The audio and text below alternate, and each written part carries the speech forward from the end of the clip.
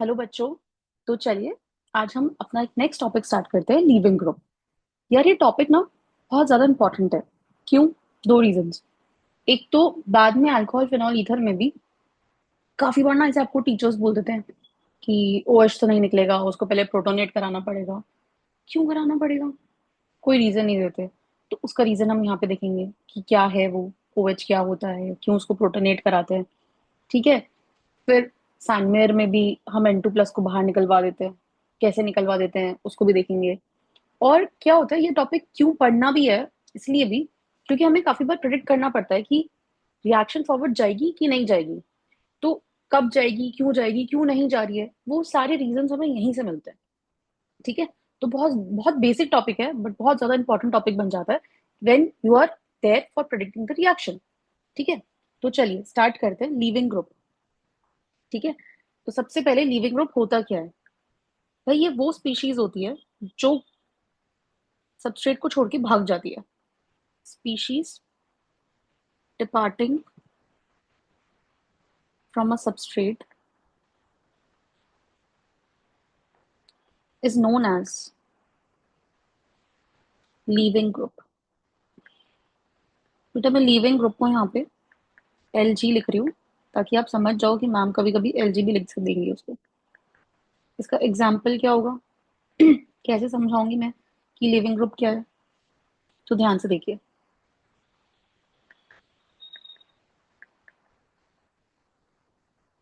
ये OH negative है, ये कार्बन पे अटैक कर रहा है और ब्रोमीन यहाँ से निकल रहा है।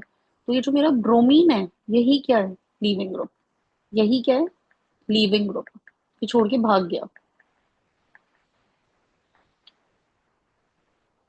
हियर Br नेगेटिव क्या है मेरा? Leaving group. ठीक है। अब क्या रिक्वायरमेंट्स होती हैं किसी भी बंदे की लिविंग ग्रुप होने के लिए? बेटा LG क्या है? Leaving group. तो देखो ध्यान से, ये वाले जो दो इलेक्ट्रॉन्स थे, ये वाले, ये दोनों कौन लेके चला गया? ब्रोमीन। ये दोनों के दोनों कौन लेके गया है? ब्रोमीन। ठीक है। तो मैं ये बोल सकती हूँ कि जब भी देखो यहाँ पे न्यूक्लियोफाइल आके अटैक करेगा कार्बन पे और कोई लीविंग ग्रुप बाहर निकलेगा, तो वो अपने साथ क्या लेके जाए? तो वो अपने साथ क्या लेके जाए? Lone pair. वो अपने साथ क्या लेके जाए? Lone pair. ठीक है। तो मैं बोलूंगी कि लीविंग ग्रुप होने के लिए रिक्वायरमेंट क्या है? इट मस्ट डिपार्ट विथ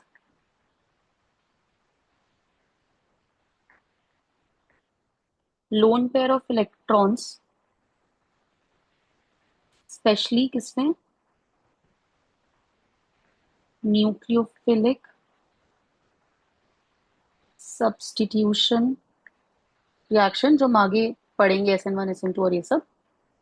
भाई मैम ये न्यूक्लियोफिलिक सब्स्टिट्यूशन रिएक्शन क्या होता है? बेटा सब्स्टिट्यूशन का मतलब एक बंदे को हटा के कोई और आ गया, रिप्लेसमेंट। जैसे ब्रोमीन को हटा के कौन आ गया? OH। ये तो सब्स्टिट्यूशन हो गया। और ये सब्स्टिट्यूशन किया किसने? किसने, किसकी वजह से हुआ? न्यूक्लियोफाइल की वजह से। OH नेगेटिव क्या है? न्यूक्लियोफाइल। मैं आपको न्यूक्लियोफाइल, इलेक्ट्रोफाइल सब बता चुकी हूँ, एक वीडियो डाल चुकी हूँ। प्लीज अगर आपने नहीं देखी तो उसको जाके देखिए कि ये न्यूक्लियोफाइल है, इसमें नेगेटिव चार्ज है ना। नेगेटिव चार्ज जो इलेक्ट्रॉन डोनर्स होते हैं वो न्यूक्लियोफाइल होते हैं। तो न्यूक्लियोफाइल ने एक बंदे को हटा दिया। तो न्यूक्लियोफाइल ने हटा दिया, सब्स्टिट्यूशन करा दिया। तो जब भी न्यूक्लियोफिलिक सब्स्टिट्यूशन रिएक्शन होगा, तो जो लीविंग ग्रुप होगा वो अपने साथ क्या लेके जाएगा? Lone pair. क्यों? क्यों लेके जाएगा? अरे क्योंकि जो न्यूक्लियोफाइल है वो अपना लोन पेयर खुद लेकर आएगा ना, मतलब बॉन्ड बनाने के लिए अपने इलेक्ट्रॉन्स खुद लेकर आ रहा है साथ में।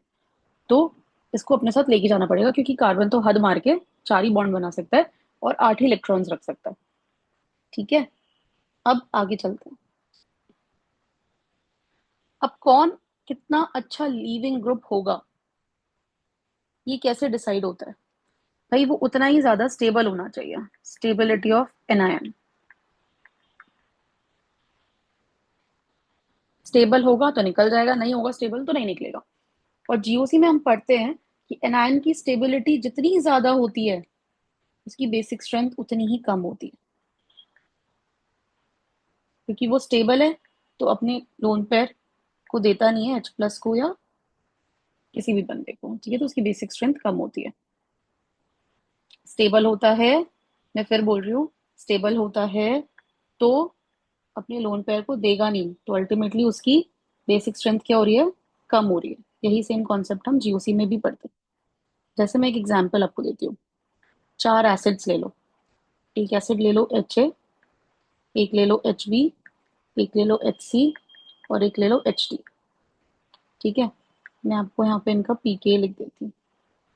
मान लेते हैं कि आप इसका 5 ले लो, इसका 3.6 ले लो, इसका 8 ले लो, और इसका 1.2 ले लो।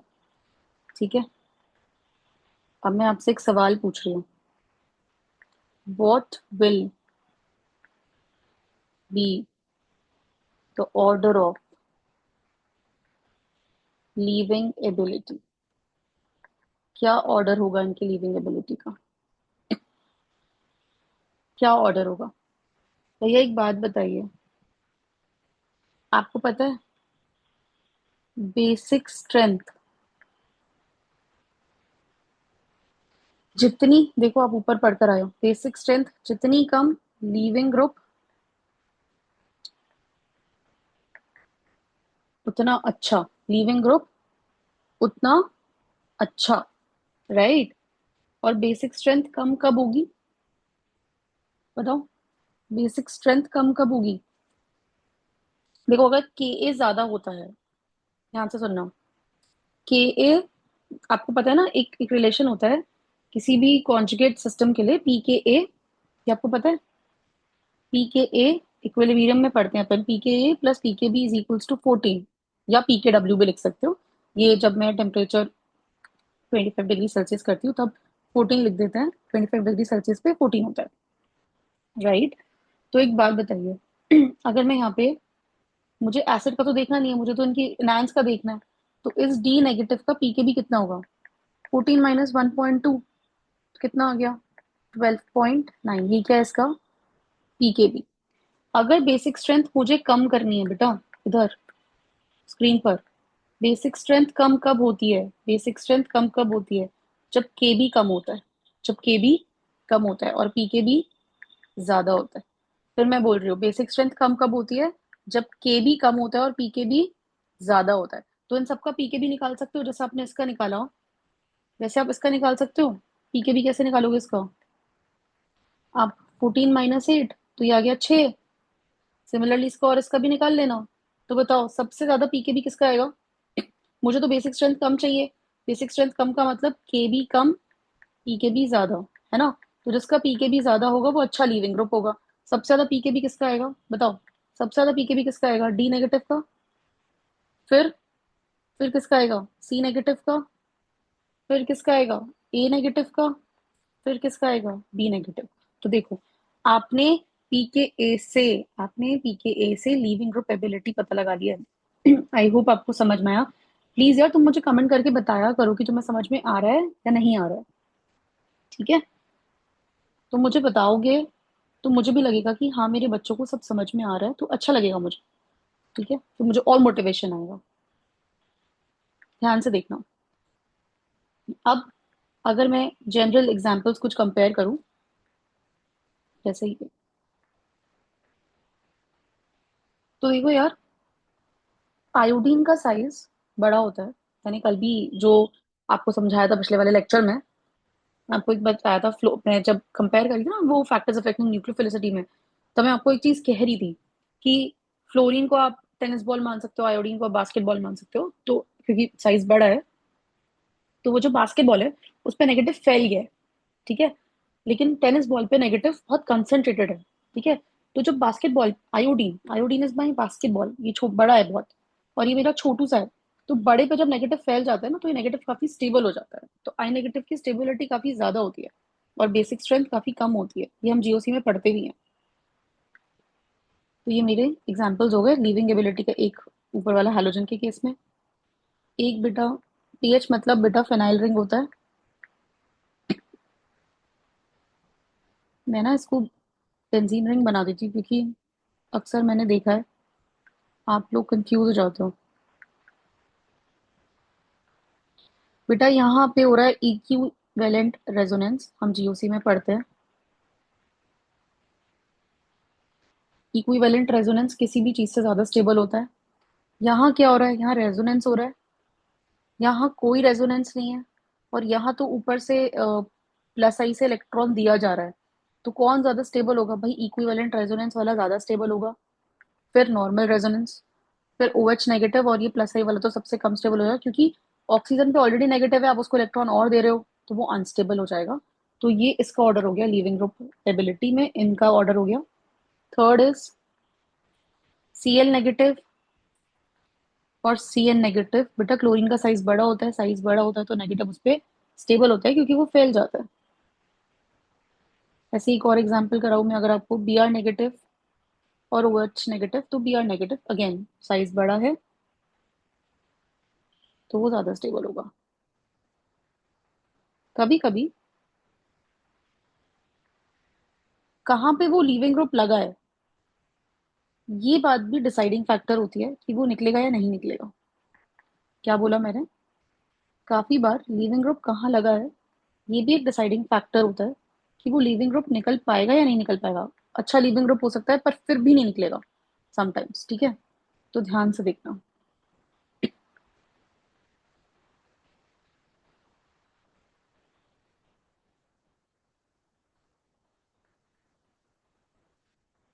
बेटा न्यूक्लियोफाइल को आना है, न्यूक्लियोफाइल को अटैक करना है, लेकिन मैं यहाँ बैक साइड से अटैक नहीं कर सकती, क्योंकि मैं आपको बाद में भी पढ़ाऊंगी। जब SN2 कराते हैं अपन बैक साइड से अटैक कराते हैं, पीछे की तरफ, बॉन्ड के पीछे की तरफ से अटैक कराते हैं। तो न्यूक्लियोफाइल यहाँ अटैक कर नहीं पाता है, क्योंकि उसको क्या मिल रहा है, देखो तीन तीन बॉन्ड से steric neutrons. On the other hand nucleophile के लिए ये वाली पोजीशन काफी ज्यादा एक्सेसिबल है, आराम से अटैक हो सकता है, ठीक है। तो भले ही ब्रोमीन एक अच्छा लीविंग ग्रुप है कंपेयर टू Cl, बट यहाँ पे इस वाली जगह पे क्लोरीन आसानी से निकल जाएगा कंपेयर टू ब्रोमीन,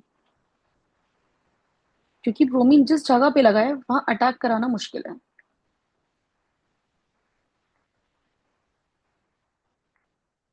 तो इसलिए ये भी एक इंपॉर्टेंट पॉइंट है कि कहाँ पे लगे हो तुम, ये भी एक इंपॉर्टेंट चीज होती है, ठीक है।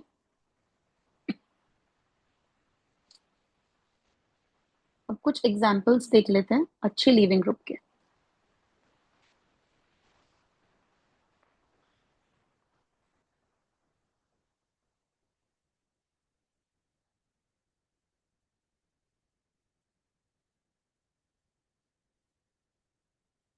बेटा आप साथ साथ नोट्स बना लीजिए प्लीज, है ना, वरना नोट्स रह जाएंगे।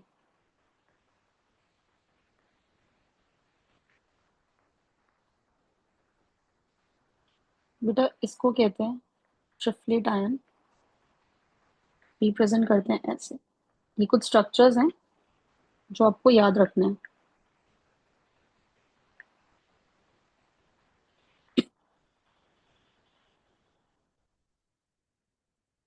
ये हो गया आपका ट्रिसाइलेट आयन, ये रहा।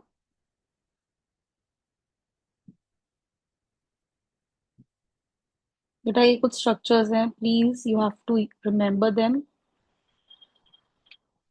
ठीक है, याद रखना है। ट्रिसाइलेट आयन,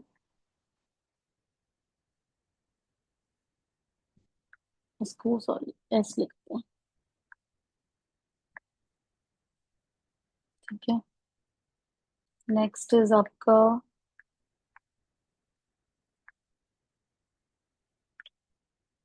मिसाइलेट आयन,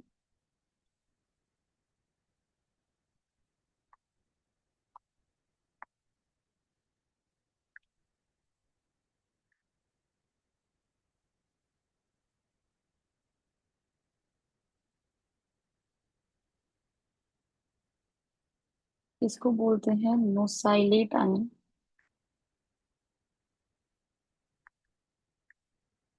ठीक है। ये आप सबको पता है ये वाला तो, बोलो। Acetate ion,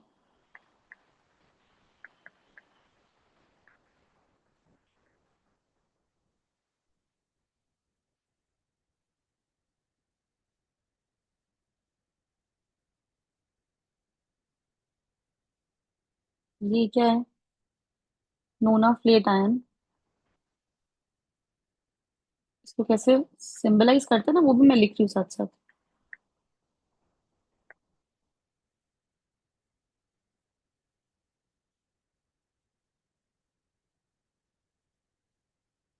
methyl sulphate. ठीक है। तो ये है। अब इसमें ऑर्डर क्या रहता है लीविंग ग्रुप का, वो भी लिख देती हूँ।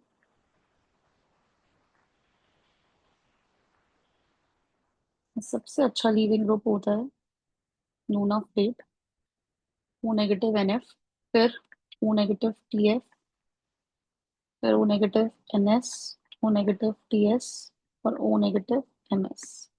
ठीक है। फिर आते हैं I negative, P R negative, C L negative, और पानी, एफ नेगेटिव, और P H O negative. So ये मेरी एक लिस्ट होती है। इसमें से जो ये वाली कैटेगरी है, ये वाली लाइन, ये बहुत अच्छे लीविंग ग्रुप्स हैं। ये गुड लीविंग ग्रुप्स हैं। और ये पुअर लीविंग ग्रुप है। पता है? ये वाला पॉइंट याद रखना। याद तो खैर सभी रखना है। ये वाला पॉइंट याद रखना कि मैम ने बोला था F negative poor leaving group है, तो जब मैं हॉफमैन एलिमिनेशन कराऊंगी, मैं वहां पे बोलूंगी कि हॉफमैन एलिमिनेशन की एक पॉइंट ये होती है कि जब जब एफ नेगेटिव या पुअर लीविंग ग्रुप होता है तो हॉफमैन एल्कीन बनती है। ठीक है। अभी अभी शायद आपको याद ना आए, ये हाइड्रोकार्बन्स में भी पढ़ा होता है हमने हॉफमैन एलिमिनेशन, पर आपको मैं बताऊंगी तो प्लीज ये याद रखना। ये F negative poor leaving group है। इनफैक्ट एसीटेट आयन भी पुअर लिविंग ग्रुप है।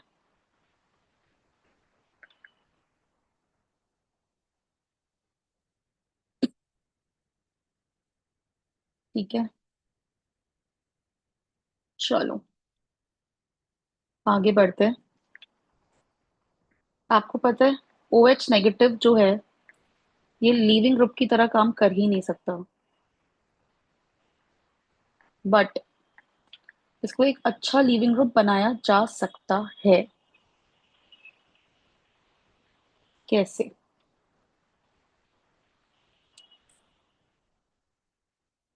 कैसे? ध्यान से देखते हैं।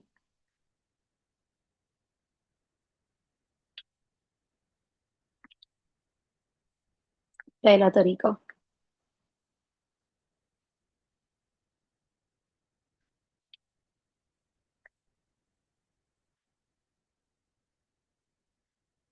ऑक्सीजन, जो अल्कोहल का ऑक्सीजन है, उसको प्रोटोनेट कर दीजिए। देखो ये कोऑर्डिनेट बॉन्ड से डोनेट हो रही है चीजें।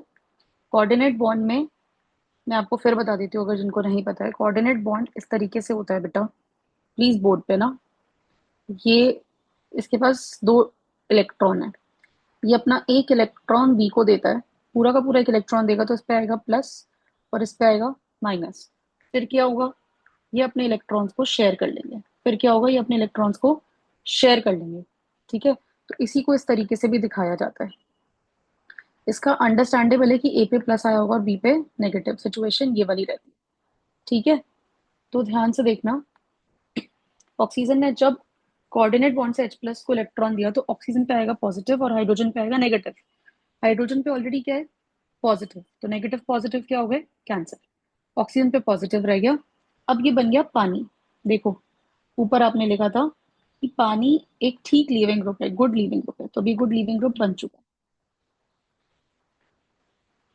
तो अब इसे जब हीट करेंगे तो ये बॉन्ड कुछ इस कदर टूटेगा, आर पे पॉजिटिव आएगा और ऑक्सीजन पे नेगेटिव, ऑक्सीजन पे नेगेटिव, और ऑक्सीजन पे ऑलरेडी क्या है? पॉजिटिव, तो वो क्या हो गया? न्यूट्रल। तो वो क्या हो गया? न्यूट्रल। तो ये मेरा पहला मेथड है। दूसरा मेथड, तो साइल क्लोराइड के साथ रिएक्ट करा दीजिए।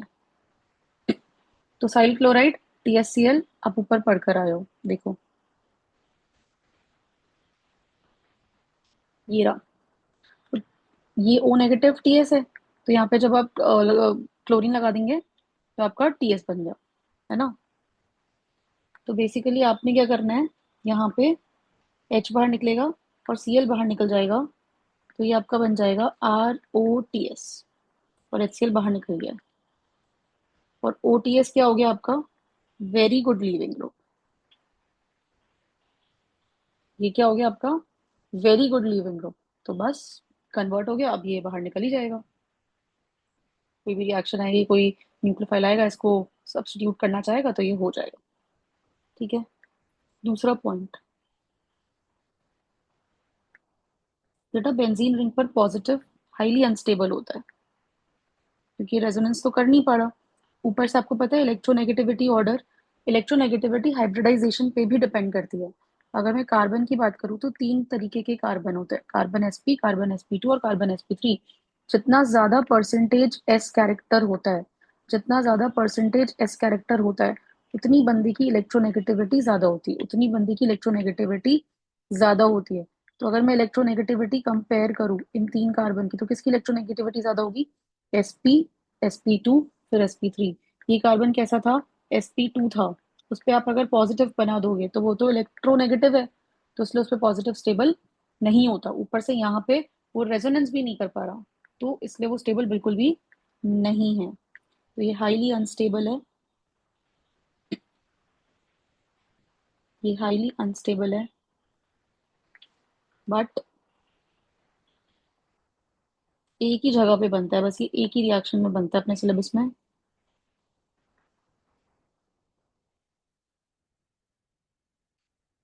जब लीविंग ग्रुप N2 हो, जब लीविंग ग्रुप क्या हो? N2। आगे सैंड में रिएक्शन पढ़ेंगे, उसमें ये वाला पॉइंट दोबारा याद करेंगे। इसको बेटा बेंजीन डाइजोनियम आयन कहते हैं।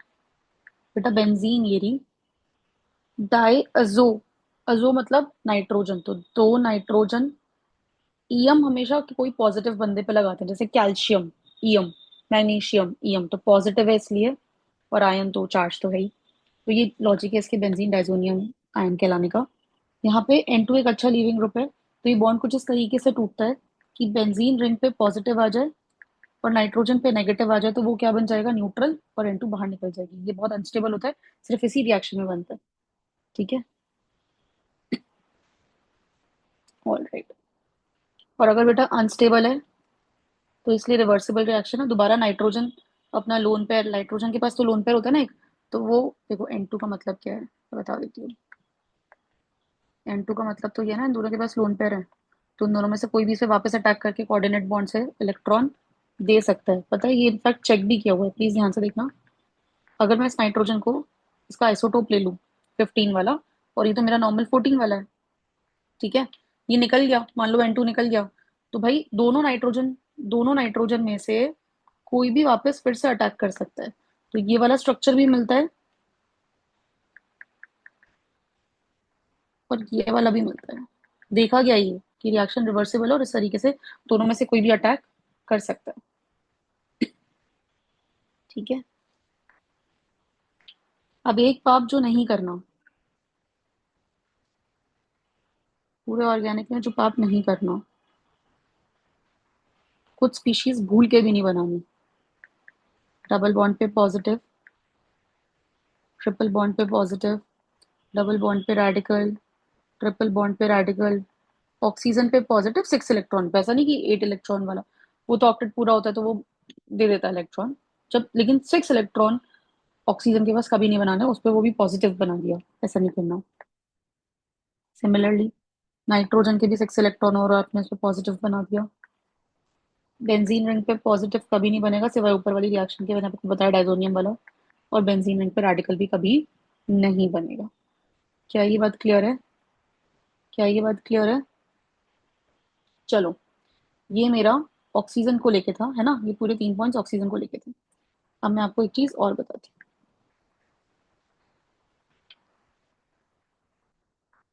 जो NH2 है, ये भी एक अच्छा लीविंग ग्रुप नहीं होता, लेकिन इसको गुड लीविंग ग्रुप बनाया जा सकता है। कैसे? वो ध्यान से देखना।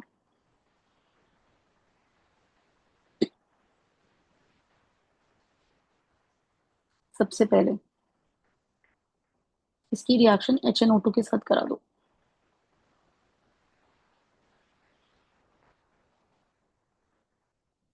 किसके साथ करानी है? HNO2 के साथ। प्लीज बोर्ड पे। तो यहाँ पे आपको Rn2+ मिलता है, जो कि इस तरीके से टूट जाता है, क्योंकि N2 तो गुड लीविंग ग्रुप है।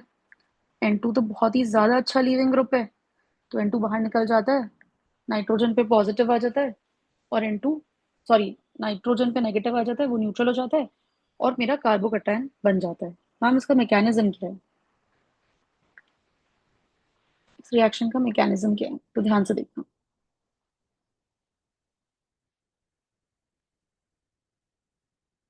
ये मेरा HNO2 बनाने का एक तरीका एक और भी होता है, विच इज NaNO2 + HCl। ठीक है, तो ये मेरा NaNO2 हो गया, NaNO2, और ये HCl। डबल डिस्प्लेसमेंट रिएक्शन जब अपन कराएंगे, तो मुझे क्या मिल जाएगा? HNO2। This is my HNO2। ठीक है, अब HCl तो पड़ा ही है, तो H+ आएगा उससे, और ये वाला ऑक्सीजन कोऑर्डिनेट बॉन्ड से इस H+ को इलेक्ट्रॉन दे देगा।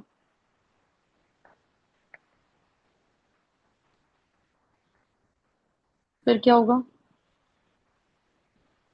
ऑक्सीजन पे पॉजिटिव स्टेबल नहीं होता, और ये अच्छा लीविंग ग्रुप भी बन चुका है अब, तो ये बाहर निकल जाएगा। ऑक्सीजन पे बाहर निकलता ही नेगेटिव आएगा, वो न्यूट्रल, और नाइट्रोजन पे क्या रह गया? पॉजिटिव। नाइट्रोजन पे क्या रह गया? पॉजिटिव।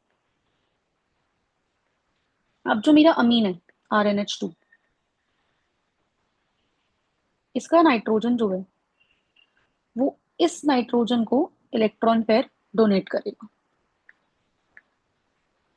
तो ध्यान से देखना, क्योंकि इसने डोनेट किया तो इस पे आया पॉजिटिव, और इस वाले नाइट्रोजन पे क्या आएगा? नेगेटिव। लेकिन नेगेटिव पॉजिटिव आपस में क्या करेंगे? दूसरे को कैंसिल। ये हो गया। यहाँ से एक H+ बाहर निकल जाएगा, क्योंकि नाइट्रोजन पे अगेन पॉजिटिव स्टेबल नहीं होता। ये हो गया। यहाँ तक क्लियर है?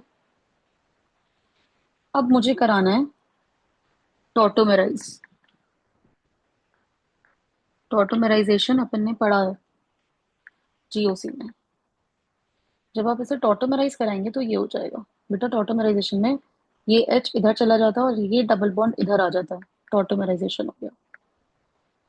अब एसिड तो बहुत बड़ा है, तो ये वाला ऑक्सीजन फिर से H+ फ्रॉम एसिड्स के साथ रिएक्ट करेगा।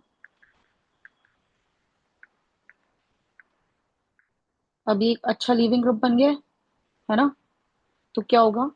नाइट्रोजन यहाँ पे बॉन्ड बनाएगा, और ये लीव कर जाएगा।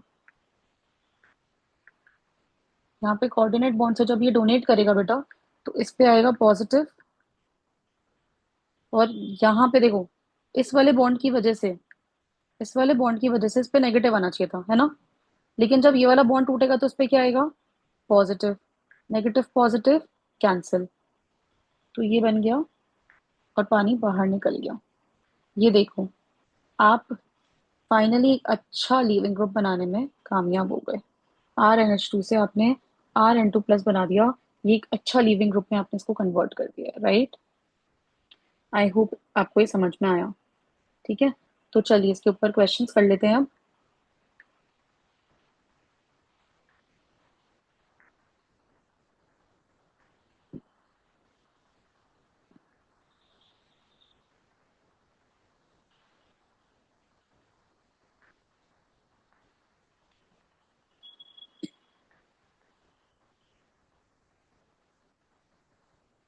बताओ, पॉज करके मुझे कमेंट करके बताओ, इनमें से अच्छा लिविंग ग्रुप कौन सा है? अभी पढ़ाया था ना? आयोडाइड ज्यादा अच्छा लिविंग ग्रुप है, उसका साइज बड़ा होता है, उसके ऊपर नेगेटिव स्टेबल होता है।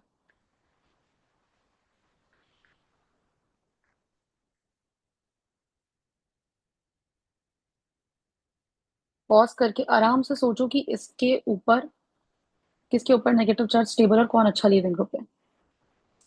देखो, जब ग्रुप की बात होती है, ठीक है, तो आप देखते हो साइज। जिसका साइज ज्यादा बड़ा होता है उस पे नेगेटिव ज्यादा स्टेबल होता है। लेकिन जब पीरियड की बात होती है, सेम पीरियड वाले, तो इसमें आप चेक करते हो इलेक्ट्रोनेगेटिविटी, ये जीओसी के बेसिक्स होते हैं। ठीक है, तो जिसकी इलेक्ट्रोनेगेटिविटी ज्यादा होती है उस पे नेगेटिव चार्ज ज्यादा स्टेबल होता है। Fair enough. यहाँ तीनों पे ऑक्सीजन पे है नेगेटिव और यहाँ एनएच पे है नेगेटिव, तो NH2 तो सबसे कम स्टेबल होने वाला है, सबसे अ, अच्छा लीव मतलब खराब लीविंग ग्रुप होगा ये, क्योंकि ये कम स्टेबल है। अब ऑक्सीजन की बातें कर लेते हैं। यहाँ पे बेटा ये प्लस साइड से डोनेट कर रहा है इसको इलेक्ट्रॉन, और यहाँ ये रेजोनेंस से स्टेबलाइज्ड है। तो रेजोनेंस से स्टेबलाइज वाला ज्यादा स्टेबल होने वाला है, और प्लस आई वाला सबसे कम स्टेबल होगा। और बीच में कौन आ गया? OH negative. ठीक है, तो यार इस तरीके से आप कंपेयर कर सकते हो लीविंग ग्रुप्स को। क्या आपको ये लेक्चर समझ में आया? प्लीज समझ में आया तो मुझे कमेंट करके बताया करो कि आपको समझ में आ गया। और वीडियोस को लाइक शेयर और सब्सक्राइब करना मत भूलना।